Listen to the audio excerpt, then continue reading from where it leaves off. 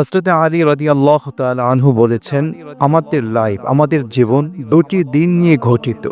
The day is for me, the day is against me, on the is good, on is bad. দিন কখনো আপনার বিপক্ষে থাকবে, কখনো আপনার পক্ষে থাকবে। যখন আপনার পক্ষে থাকবে ওই দিনগুলোর মাঝে আপনার সময় ভালো কাটবে, আপনি সুখময় দিন কাটাবেন, আনন্দময় দিন কাটাবেন। ওই দিনগুলোর মাঝে যদি আপনি অহংকারী হয়ে পাপাচারে লিপ্ত হয়ে যান, তাহলে আল্লাহ রাব্বুল আলামিন আপনাকে ধ্বংস করে দিবে। তাই সুখময় দিনগুলোর মাঝে গর্বিত না হয়ে, বেপরোয়া না হয়ে আপনি আল্লাহর শুকরিয়া আদায় করুন।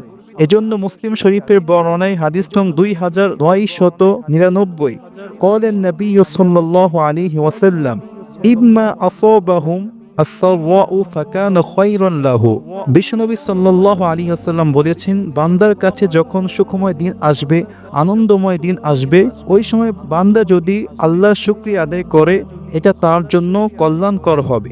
আর যখন দিন আপনার বিপক্ষে থাকবে, ওই দিনগুলোর মাঝে আপনার কাছে অনেক বিপদ আসবে, অনেক দুঃখ দুর্দশা আসবে, অর্থ সংকটের দিন কাটাবেন। সো ওই দিনগুলোর মাঝে আপনার জন্য কি করণীয়? বিশ্বনবী সাল্লাল্লাহু আলাইহি ওয়াসাল্লাম বলেছেন, ওয়া ইম্মা আসাবাম আদ-দাররাউ সাবারা ফাকানা খায়রান লাহু। যদি বান্দা বিপদের সময়, আপদের সময়, বিপদের দিনগুলোর মাঝে, কষ্টের দিনগুলোর মাঝে আল্লাহর উপর ধৈর্যশীল হয়, ধৈর্য ধারণ করে, সেটা তার জন্য কল্যাণকর হবে। জাস্ট ছোট্ট একটি লাইকনেস দিচ্ছি। বিশ্বনবী সাল্লাল্লাহু আলাইহি ওয়াসাল্লাম যখন মক্কার মাঝে ইসলামের দাওয়াত, দ্বীনের দাওয়াত প্রচার শুরু করলেন, ওই সময় তার আত্মীয় সম্পর্কের লোকগুলো তার বিপক্ষে চলে গেল, গোটা আরব বিশ্ব তার বিপক্ষে চলে গেল।